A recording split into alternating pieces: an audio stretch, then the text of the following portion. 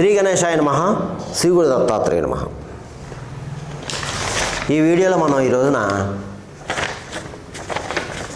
November మాసంలో మకర రాశి వారికి ఎలా ఉందో తెలుసుకుందాం. మకర రాశి ఉత్తరాషాఢ 2, 3, 4 పాదాలు, శ్రవణం 1, 2, 3, 4 పాదాలు, ధనిష్ట 1, 2, 3 పాదాలు మకర రాశిలోకి వస్తాయండి.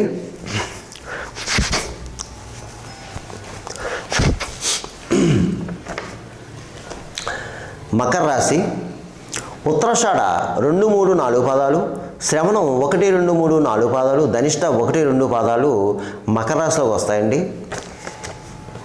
ఈ నవంబర్ మాసంలో మీకు గ్రహ సంచారం బాగుంది. మకర రాశి వారికి గతంలో కంటే బాగుంది.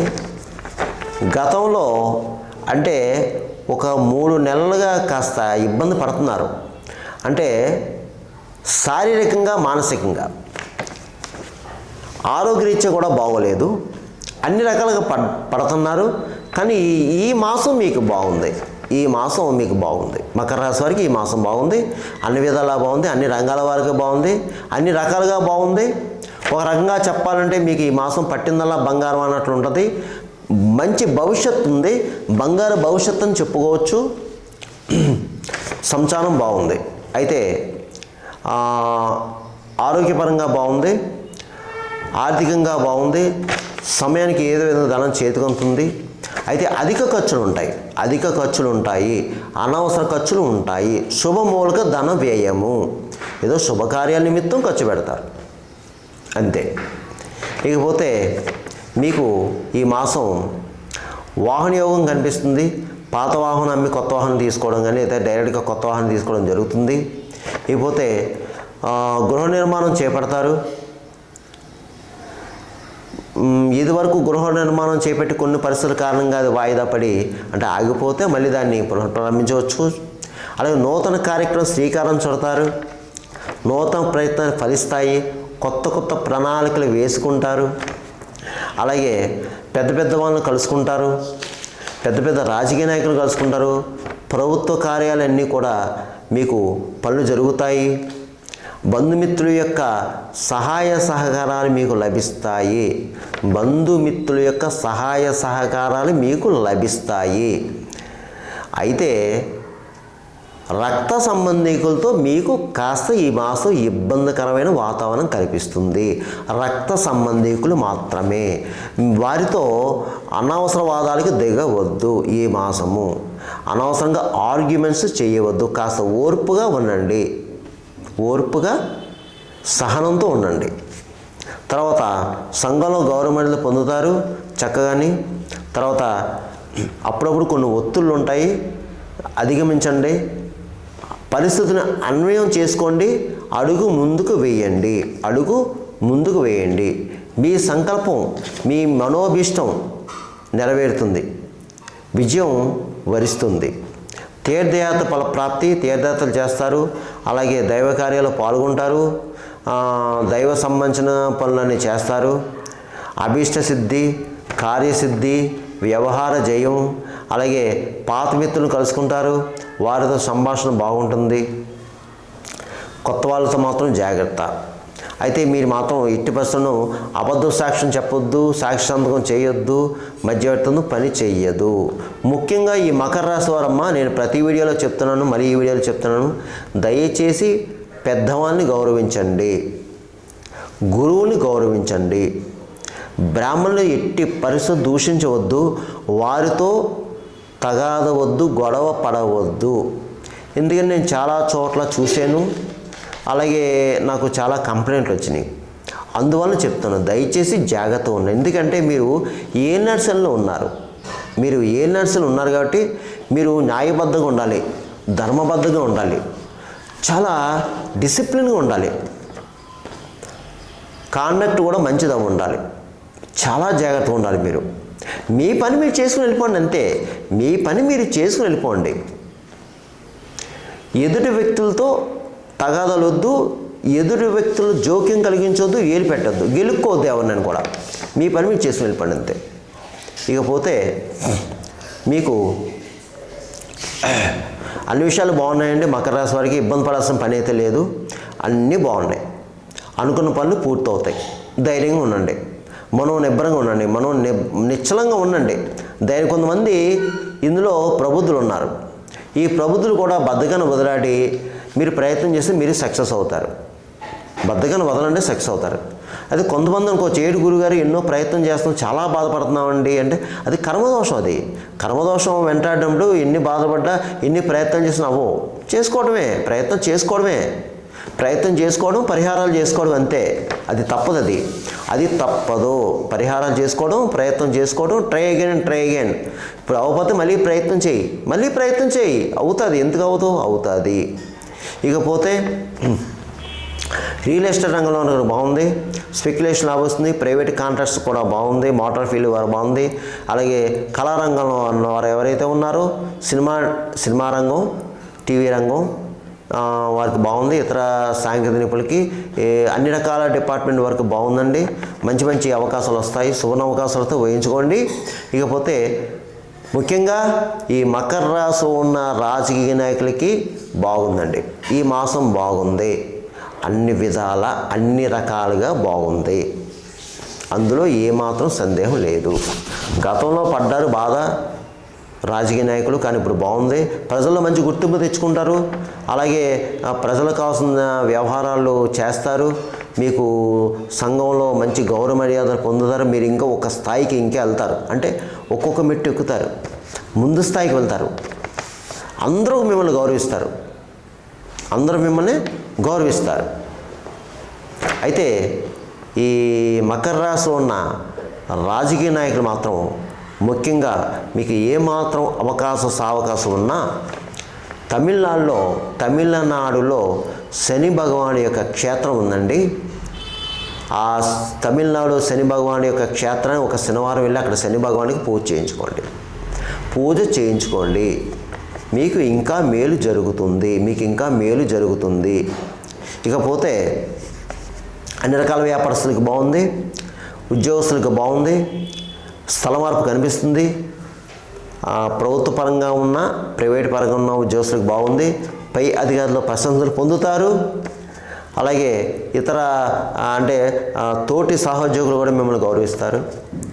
ఇక విద్యార్థులు చక్కగా చదువుతారు. ఇతర వ్యాపారం ఏం పెట్టుకోవద్దు. మీరు వివాహంగానే అబ్బాయిలు కూడా ప్రయత్నం చేసుకోండి. ప్రయత్నాలు ఫలిస్తాయి. ఇక ఈ చెప్పే ఫలితాలు, రాశి ఫలాలు కేవలం మీకు 40% వర్తిస్తుంది. మిగతా 60% మీ జన్మ జాతకం, మీ జన్మ లగ్నం నుంచి ఉన్న గ్రహాల యొక్క పరిస్థితి, జరిగే దశ అంతర్దశ మీద ఉంటుంది. ఇది గోచార ఫలితాలు. కొంతమందికి జరుగుతాయి, కొంతమందికి జరగవు. జరగాలి అని రూల్ లేదు, జరగకూడదని రూల్ లేదు.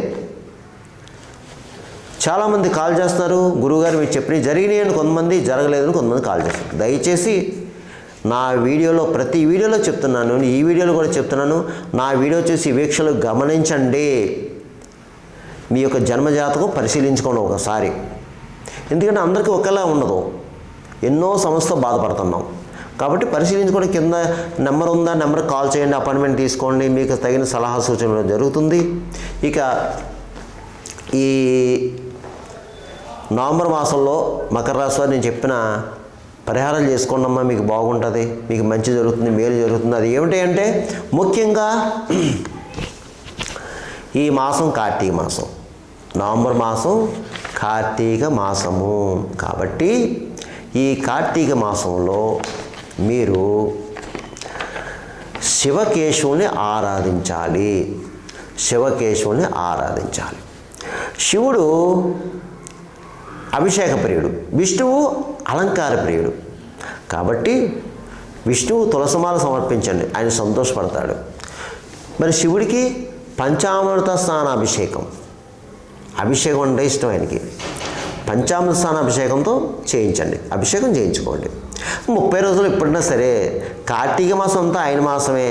మీ ఇష్టం, మీ అవకాశం చూసుకోండి, చేయించుకోండి. శివాలయాలు అభిషేకం చేయించుకోండి.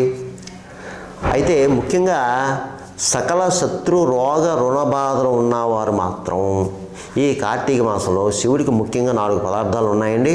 ముఖ్యంగా 1 1 లీటర్ ఆవు పాలు, స్వచ్ఛమైన ఆవు పాలు, 1 లీటర్ చెరుకు రసం, 1 లీటర్ నల్ల ద్రాక్ష రసం, 1 లీటరు దానిమ్మ రసం. ఇది ముఖ్యం, ఇది ఇంపార్టెంట్. వీటితో స్వామినికి అభిషేకం చేయించండి. ఆయనకి ఇష్టమైన పత్రం బిల్వపత్రము. బిల్వపత్రంతో అర్చించండి. బిల్వాలంటే ఆయనకి ఇష్టం, ప్రీతి. బిల్వాలతో అర్చించండి. ఎర్రగన్నేరు పువ్వులు, అలాగే తెల్ల జిల్లేడు పువ్వులు, ఎర్రమందారం, మీ అవకాశం బట్టి మీకు అక్కడ దొరికే పత్ర పుష్పాలను బట్టి చేసుకోండి. అయితే సాలగ్రామ దానం చేయండి. ముఖ్యంగా కంపల్సరీ ప్రతివారు ఈ కార్తీక మాసంలో అవకాశాన్ని బట్టి సాలగ్రామ దానం చేయడం వల్ల పైలోకంలో ఇటు 7 తరాలు అటు 7 తరాలకి కూడా స్వర్గలోక ప్రాప్తి కలుగుతుంది. ఎవరికి? పైలోకంలో ఉన్న మన పితృదేవతలకి స్వర్గలోక ప్రాప్తి కలుగుతుంది.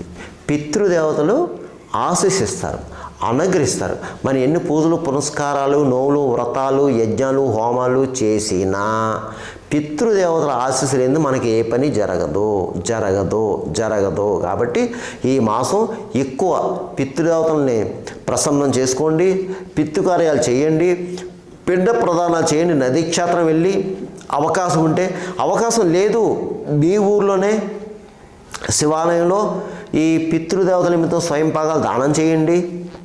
బియ్యం, ఉప్పు, పప్పు, కాయగూర వగైరా వస్త్రదానం చేయండి. మీ ఇష్టం, మీ అవకాశాన్ని బట్టి చేయండి. లేదు ఇంట్లోనే చక్కగా అయ్యగారిని పిలిచి మీ ఇంట్లోనే చేసుకోండి.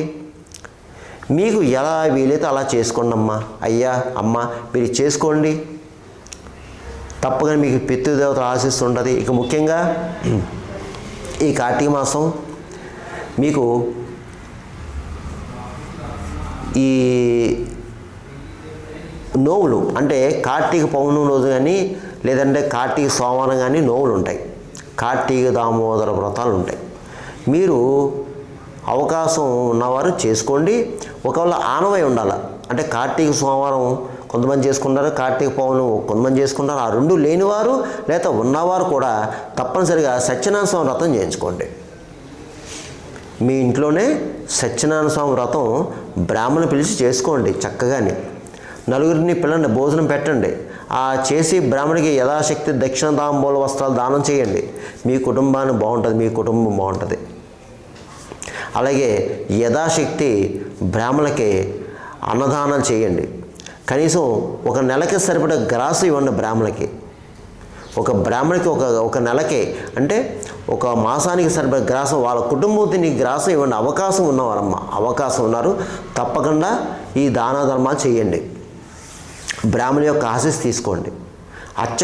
గుళ్ళో అర్చక స్వామి వారి యొక్క ఆశీస్సు తీసుకొని వారికి తాంబూల దానం చేసి యథాశక్తి దక్షిణ తాంబూల దానం చేసి వారి ఆశీస్సు తీసుకోండి అమ్మా. అక్షంతలు వేయించుకోండి అమ్మా.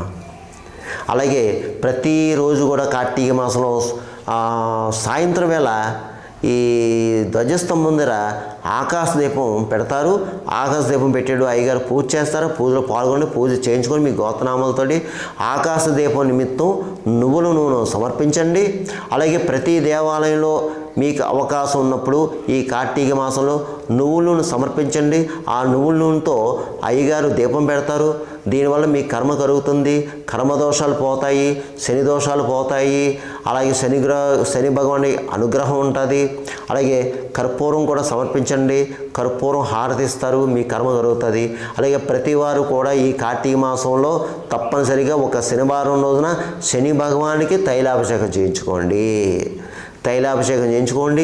నువ్వులు నల్ల క్లాతు దానం చేయండి. ఆయన అనుగ్రహానికి పాత్రలు కండి. కార్తీక మాసం అంటే శని భగవానికి చాలా ఇష్టం. శని భగవానికి కార్తీక మాసంలో కానీ మనం తైలాభిషేకం చేయించుకుంటే తప్పనిసరిగా ఆయన అనుగ్రహం ఆశీస్సు ఉంటుంది. ఎందుకంటే మీరు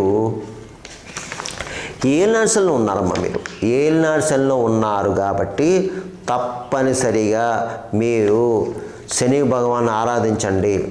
అలాగే ఈ కార్తీక మాసంలో మకర రాశి వారు తప్పనిసరిగా ఆంజనేయ స్వామి వారికి ఒక మంగళవారం వడమాల వేయించండి.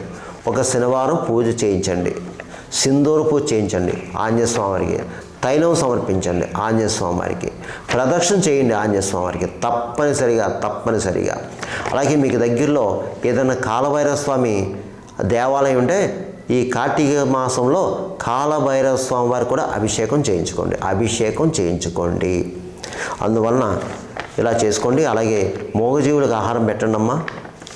గోవు పూజ చేసుకోండి. కార్తీక మాసంలో గోవు పూజ చేసుకొని గోవు ప్రదర్శన చేసుకోండి. అది తినే గడ్డి ఎండుగడ్డో పచ్చగడ్డో తింటుంది దానా పెట్టండి. ఎండుగడ్డి పెట్టండి. నానాగత్ర పెట్టకండి. గోవుకి నానాగత్ర పెట్టి దాన్ని ఆరోగ్యం పాడు చేయకండి. ఇప్పుడు ప్రతి చోట కూడా నానాగత్ర పెట్టేసి గోవుల్ని ఆరోగ్యం పాడు చేస్తారు, తప్పది. అలా చేయొద్దు. గడ్డి పెట్టండి, చక్కగా గడ్డి తింటుంది. అలాగే లేదంటే గోశాలలో దాన నిమిత్తం అక్కడ ఆ గోశాల యజమానికి ఏదన్నా మీకు ధనాన్ని సమర్పించండి. అన్నదానం చేయండి, వస్త్రదానం చేయండి. మీ యథాశక్తి అవకాశాన్ని బట్టి చేసుకోండి. ఈ కార్తీక మాసాన్ని ఉపయోగించుకోండి. శివారాధన విష్ణారాధన చేసుకోండి. జాగ్రత్తగా ఉండండి. మీకంతా మేలు జరుగుతుంది, శుభం జరుగుతుంది. సర్వేజన సుఖనుభవంతో శుభవంతో స్వస్తి.